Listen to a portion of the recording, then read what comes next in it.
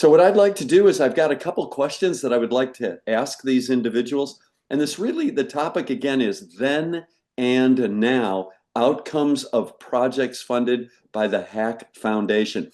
And before we start, I do have to say this to all of you who are on the foundation board. You would be hashtag hack proud to hear how Liney has trained everyone who has gotten money from the foundation to let the world know that thanks to the Hack Foundation, they've been able to accomplish a lot. And it's become part of our vocabulary, part of what people say. And Adam Walter was at an event recently, and he said before he started his presentation, thanks to the Hack Foundation. So anyway, it's just great. So what we're going to do is we're going to engage these three individuals who are going to answer a couple questions, but they're going to start with introducing themselves, their job titles, their duties, and the length of time that they have been here. And they'll go in alphabetical order by last name. So it'll be Stephanie, Kathy, and Amanda. Thank you, Dr. Ski. Is everyone able to hear me? Yes. Thank you. I just wanted to, first of all, thank you, Dr. Ski. My name is Stephanie Anderson. I am the Director for Admissions for Talent Management. I have been at HACC for going on 12 years, and I'm also a proud graduate of HACC as well. So I am just thrilled to be here today, and I will pass it off to my next colleague. Great. Good morning, everyone. Thank you, Dr. Ski, Hack Foundation board members. Thank you for being here today.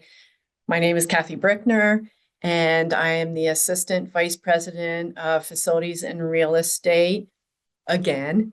So after the interim stint as interim VP of Finance, which has been a wonderful 14 and a half month experience. Thank you all so much for welcoming me into the Hack Foundation.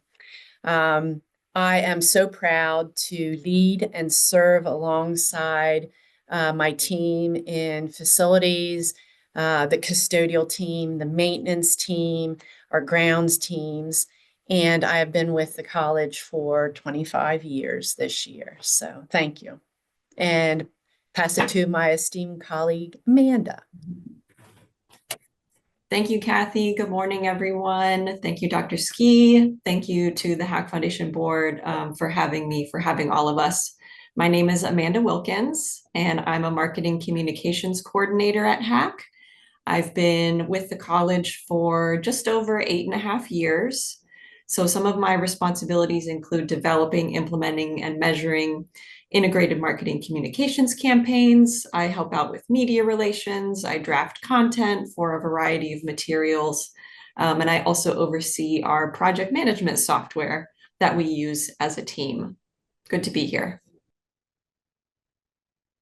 So now what we're going to do is ask each of them to tell us a little about their project that was funded through the foundation, what the project was like before, and what the project is like after they've received the funding. So again, let's back it up. Let's start with Amanda, go to Kathy, and then Stephanie. Sure. So I applied for Hack Foundation funding to market full ride scholarships to current and future Hack students. And these were made possible through the PNC Foundation. So thank you to the PNC Foundation. And these full ride scholarships specifically supported students who were enrolled in our Advanced Emergency Medical Technician program, Criminal Justice, Paralegal Studies, Paramedic, and Police Academy. So these are students who are interested in becoming first responders who perform, critical roles, or in related fields like criminal justice and paralegal studies. I became involved with the project in 2023, but this initiative had been active since 2021 when we received the funds. So I kind of jumped in after one of our phenomenal colleagues went on a well-deserved retirement, and she passed the torch to me, and that's at the point in which I applied for funding. In 2023, we were really fortunate that the PNC Foundation gave the college permission to expand the scope of this full ride scholarship opportunity so that it could be awarded to even more students in more programs. So these marketing funds that I received were really vital in helping us spread the word to students about this expanded scholarship opportunity and the expanded scope of these funds. I was really pleased with the data and the outcomes that we saw as a result of the marketing that we were able to complete. We implemented a targeted advertising campaign in the fall of 2023, and we always receive campaign results reports when we do digital advertising. We look at those metrics, and we always want to make sure that we're meeting industry standards and industry benchmarks. The engagement for the fall 2023 campaign, we found people were interacting with our ads, clicking on them, taking action on them. Those results were 67% higher than in March of 2023 when we implemented other tactics. And our digital ads outperformed industry averages on Google and Facebook, which is where we were really targeting our advertising. So those are just a few data points that tell me these funds, had an impact. We got our name out there. We got these scholarships out there to the students who we wanted to reach. So Amanda, if money were no issue, what would you want to see continue in this project? Yeah. So the initiative has fully wrapped up. We awarded all of the funds, and that's what we love to do. That's what we want to do. But I do still believe that there is a demand for individuals to complete these programs, which lead to careers as first responders and paralegals. I looked briefly at the US Bureau of Labor Statistics. That's a resource we check on sometimes. And the job outlooks for EMTs and paramedics, police officers, and forensic science technicians are all expected to grow between now and 2033, so almost a decade. So if money were no issue, I would continue to market these programs that HACC offers. They have exceptional reputations, as you know. Many of them are offered through our Public Safety Center. So I would take whatever money is available and market these programs that lead to these in-demand careers. Okay, how many of you have seen the digital ads? Because we do so much now on digital. Great. What about questions for Amanda? Any questions? I see some accolades there for you, Amanda. Nice job as always. Any questions for Amanda regarding her report or activities? Slam dunk. Thank you, Amanda. Let's go to Kathy.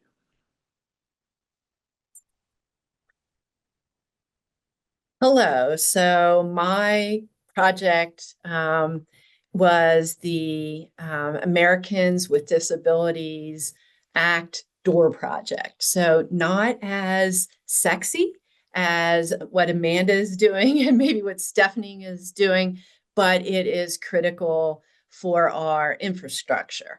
And with the generous donation from the giant companies, to the Fund for Excellence, my team was able to take a look with our esteemed colleagues in the Office of Student Life to determine where on the campus or on all the campuses where our high priority needs for some automatic sliding doors. And sometimes when you take these things for granted, you just think that they are everywhere because when you go to the grocery stores and you go to the malls, they're there. But our campuses, this is one of the barriers, the architectural barriers that an older building has. We don't have those automatic sliding doors. So through this project, I was able to break those architectural barriers at two campuses, York and Gettysburg. through looking at the needs for all college-wide of our accessibility. So we meet the Title II and Title III grants, the compliance for Title II and Title III with this project. And we were able to fully outfit 2 sets of sliding doors in the area of the hub in the Gettysburg campus and at the York campus, where our nursing students generally, but all students really enter in that entrance off of the main parking lot at the Leader building. So we've had many students and faculty compliment us on, hey, when did these doors get put in? This is fabulous. My hands are full when I'm going in, and now they just open to me. So it's been really a great project for my team. Thank you, Kathy. Yes, truly a great, great project. Any questions of Kathy? But you notice that Dr. Ski didn't ask me what I would do if money were no object. He doesn't ask that to a facilities I'm person. always a little anxious with that, Kathy, because I know we have millions of dollars of needs. So, Kathy, what would you do? Well, for this instance, for doors, the next project that the college, if we are looking at college-wide, is to ensure that all our doors externally can be locked down. So we would hope to facilitate that through even with the sliding glass doors. So thanks. You're welcome. Thanks for bringing that up, Kathy. I will say, Kathy, that we had our foundation team, or some of Liney's folks, we met the donors. Giant Foods were one of the groups that we met with at the Gettysburg campus 2 weeks ago or so. And what I found interesting is when we did the dedication, the ribbon cutting of these new doors, 2 of the individuals had a real intimate experience with HACC. One was the SGA, the Student Government Association president, my first year at HACC, way back in the day before Tim Sando was born. And so it was wonderful to reconnect with her. And she has gone on to get her bachelor's, master's degree, and now works in HR and talent acquisition at Giant. And we had an admissions counselor who worked in Liney's area, and she is now at the Giant Food. So it's really kind of nice how we've kind of spread out there and we're infiltrating various companies, and they look forward to working with us more and investing in us more. So it's all good news. So again, any questions for Kathy to talk about sliding doors? Thanks, Kathy, as always. And Stephanie, bring it home. Thank you, Dr. Ski. So the funding that we received from the foundation so graciously was for the recruitment and marketing of our Johnson Controls Scholars. And I'm going to put a link in the chat that talks more about Johnson Controls Scholars, but and just want to say thank you to Johnson Controls. But we were really in the need of getting the word out and working with our colleagues in marketing. And I want to give a shout out to Amanda as well, because I know she's been helping a lot with this. But she and other colleagues came together. I was able to take this over from a past colleague, middle of 2024. And we were able to get our first cohort of students through by getting the word out and marketing to them about this wonderful initiative with Johnson Controls. And really it was to get students into these trade programs that we offer here at HACC. There's a lot of opportunity in South Central Pennsylvania for students and future students really to continue their education at HACC, but also get a certificate, degree, even a diploma if they would like, in the trade fields. And they pay really well. Out in different employers are looking for people in electrical technology or heating, ventilation, air conditioning, and welding. And now they can come possibly to HACC by getting funds to help pay their tuition. So I'm proud to announce that our first group has gone through the process, and we were able to bring 20 students in. The first group, we're still currently working with our second group, but it was a great opportunity to really share and get the word out to our future students and recruit them, obviously, with keeping our numbers up with enrollment and also keeping our programs filled. Yes, Stephanie, very good. What about if we had some more money? What would you do? Oh, I would love to offer this all the time to our students. But yes, I know that the word is out there, that there's such a need right now for the trades. There's a lot of job opportunity, high demand jobs out there. But I really think that just by offering this great scholarship opportunity and then still being able to recruit and market to them, I would love to see this go on for years and years for our future students here at HAC. Yeah, thank you, Stephanie. I do find it interesting that one of our students, a 32, 35-year-old gentleman with several children, has finally come back to college, come back to us, and he has thrived and he's doing very, very well. It's one of those things where you see these students gain self-confidence and all, and he was just named by the Pennsylvania Commission of Community Colleges as one of the outstanding workforce development students in the Commonwealth of Pennsylvania. So he'll be honored in April at the Hilton at one of their events. And so, needless to say, we have a HAC proud student forever. He has several children who he is mandating, he said, quote unquote, that they will come to HAC. So thanks to that scholarship and just all of the support that he is getting has really made a difference in his life and his family's life. So back to that, we're changing lives, destinies, and family trees. He exemplifies that so very much. And no matter where he is, he's a walking billboard for HAC. I saw him at the grocery store recently. I saw him downtown at one of the events, and there he was, HAC proud. So we can all be grateful for the good work that we're doing. So any questions for our Stephanie, for Kathy, or for Amanda that you may have thought of? Yeah, Stephanie, I have one. This is Don Seitz. As the workforce ages, there's a need for tool and die apprentice programs in manufacturing, and there's a fair amount of manufacturing still in this area. Is there any thought or anything in the mix in terms of re-upping some of those programs that have lapsed? I believe TE Connectivity was one that we had worked with in the past.